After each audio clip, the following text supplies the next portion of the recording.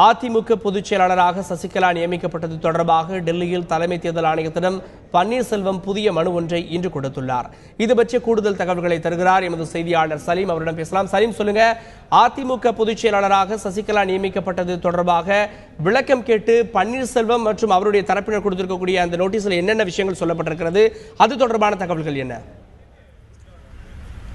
175 பக்கங்கள் கொண்ட பிரமாண பத்திரத்தை இந்திய தேர்தல் ஆணையத்தில் இன்று கொண்டு போய் ஓபிஎஸ் அணி சார்பாக, அதாவது டாக்டர் மைத்ரேயன் அவர்கள் ஒரு லெட்டர் ஒன்று கொடுத்திருக்காங்க.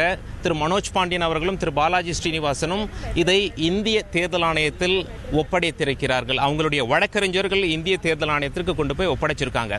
அந்த 175 பக்கங்கள் கொண்ட பிரமாண பத்திரத்தில் என்ன சொல்லி இருக்கிறார்கள் என பார்க்கும் பொழுது இவங்களுடைய முக்கியமான கேள்வி இந்திய தேர்தல் ஆணையத்திற்கு என்னவாக இருக்கிறது என்றால், இந்திய தேர்தல் ஆணையம் சமீபத்தில் ஒரு அனைத்து கட்சி கூட்டம் ஒன்றை கூட்டினார்கள். அந்த அனைத்து கட்சி கூட்டத்தில் ஒவ்வொரு கட்சிக்கும் அவங்க இன்விடேஷன் அனுப்பும் பொழுது, அதாவது அழைப்புதல் அனுப்பும் பொழுது அவங்க என்ன சொல்லியிருந்தாங்க அப்படின்னா, மொத்தம் 48 மாநில கட்சிகளுக்கும் 7 தேசிய கட்சிகளுக்கும் அனுப்பினார்கள். ஒவ்வொரு கட்சியினுடைய தலைவர் அல்லது பொதுச் செயலாளரின் பெயரை குறிப்பிட்டு இருக்கும் பொழுது அந்த அழைப்புதல்ல அதிமுகவிற்கு மட்டும் பொதுச் செயலாளரின் பெயரை குறிப்பிடாமல் பொதுச் செயலாளர் யார் என எங்களுக்கு இன்னும் கட்சி அறிவிக்கவில்லை என்பதை அந்த இன்விடேஷன்ல சுட்டிக்காட்டி இருந்தார்கள். இப்பொழுது இந்திய தேர்தல் ஆணையம் கொடுத்திருந்த அழைப்புதல்ல அப்படி நீங்க சுட்டிக்காட்டிருக்கீங்க அப்படின்னு சொல்லி ஓபிஎஸ் அணி என்ன சொல்றாங்கன்னா, இந்திய தேர்தல் ஆணையமே என்ன சொல்லியிருக்கீங்க, அதிமுக பொதுச் செயலாளர் யார் என்று உங்களுக்கு அறிவிக்கவில்லை என்ற அறிவிப்பை நேரடியாக இல்லாமல் இன்விடேஷன் மூலமாக நீங்களே சொல்லிட்டீங்க. அப்படி என்றால் அதை பகிரங்கமாக அறிவியுங்கள். பொதுச் செயலாளராக சசிகலா தேர்வு செய்யப்பட்டதை நீங்கள் ஏற்றுக்கொள்ளவில்லை என்பதைத்தான் உங்களுடைய இன்விடேஷன் காட்டுகிறது. அதை நீங்கள் பகிரங்கமாக அறிவிக்கலாமே என்று ஒரு முக்கியமான கேள்வியை எழுப்பியுள்ளார்கள். அது மட்டுமல்ல, போதுமான கூடுதல் ஆவணங்களை தாக்கல் செஞ்சிருக்காங்க. எந்த மாதிரி கூடுதல் ஆவணங்கள் அப்படின்னா, ஏற்கனவே ஒரு வழக்கில் உச்சநீதிமன்ற தீர்ப்பின் பொழுது, அதாவது குற்ற பின்னணி கொண்டவர்கள் அரசியலுக்குள் வரக்கூடாது என்பதை அதை சொல்லி சுட்டி காட்டியிருக்கிறாங்க. சட்ட கமிஷனும் இதை பற்றி சொல்லியிருக்கிறத சுட்டி காட்டியிருக்காங்க. போதுமான ஆவணங்களை இந்திய தேர்தல் ஆணையத்தில் சமர்ப்பித்திருக்கிறார்கள் திரு மைத்ரேயன் சார்பாக திரு மனோஜ் பாண்டியன் மற்றும் திரு பாலாஜி ஸ்ரீனிவாசன் அவர்கள். இவங்க எழுப்புற முக்கியமான கேள்வி இந்திய தேர்தல் ஆணையத்தில் அந்த 175 பக்கங்கள் கொண்ட பிரமாண பத்திரத்தில், இந்திய தேர்தல் ஆணையமே இன்னும் எங்களுக்கு அதிமுக தரப்பிலிருந்து பொதுச் செயலாளர் யார் என்பதை சொல்லவில்லை என்று சொல்லிவிட்டீர்கள். இதை பகிரங்கமாக அறிவித்து விடுங்கள். பொதுச் செயலாளர் தேர்வில் குழப்பமே வேண்டாம். எங்களுடைய பெட்டிஷனும் ஏற்கனவே சசிகலா தற்காலிக பொதுச் செயலாளராக தேர்ந்தெடுக்கப்பட்டது செல்லாது என தேர்தல் ஆணையம் அறிவிக்கணும்னு கேட்டிருந்தோம். உங்களோட இன்விடேஷன்ல அறிவிச்சிட்டீங்க, இப்ப வெளிப்படையா அறிவிச்சிருங்க அப்படின்னு சொல்லி கேட்கிறாங்க.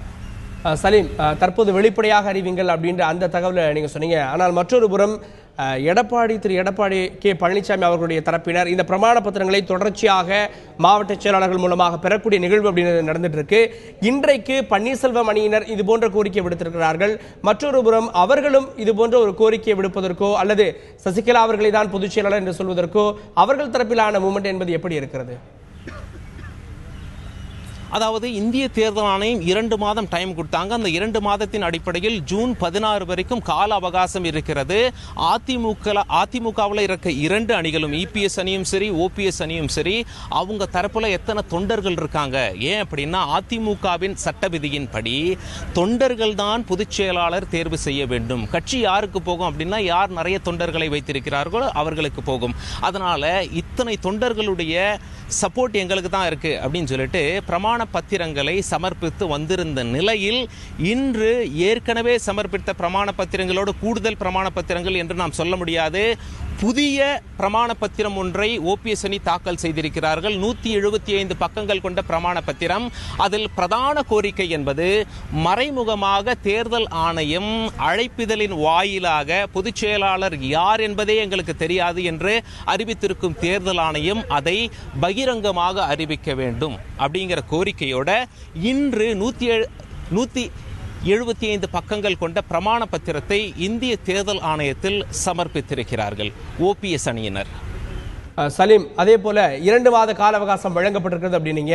ஆனால் 2 தரப்பினரும் இணையக்கூடிய அந்த நிகழ்வுக்காக தான் 2 மாத கால அவகாசம் வழங்கப்பட்டிருந்தது.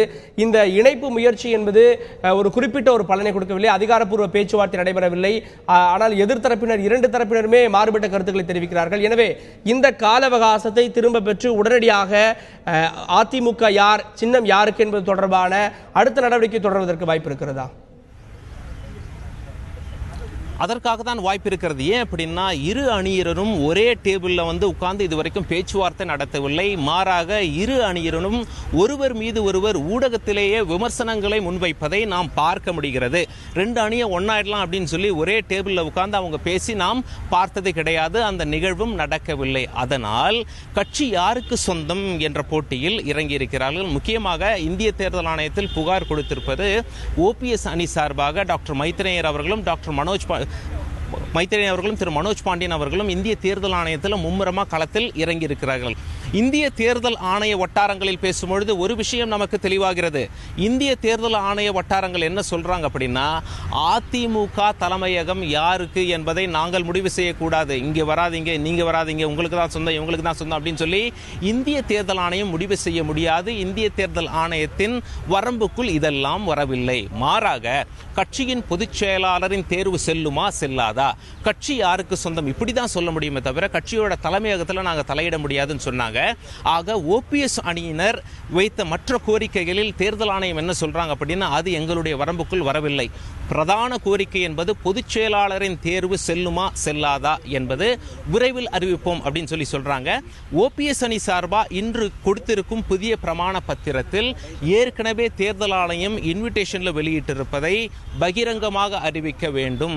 பொதுச் செயலாளர் யார் என்பதை எங்களுக்கு இன்னும் கட்சி தெரிவிக்கவில்லை. பொதுச் செயலாளராக சசிகலா தேர்ந்தெடுக்கப்பட்டதை தேர்தல் ஆணையம் ஏற்கவில்லை என்பதை வெளிப்படையாக அறிவிக்கட்டும் அப்படின்னு சொல்லி 175 பக்கங்கள் கொண்ட பிரமாண பத்திரத்தை இன்று இந்திய தேர்தல் ஆணையத்தில் தாக்கல் செய்திருக்கிறார்கள்.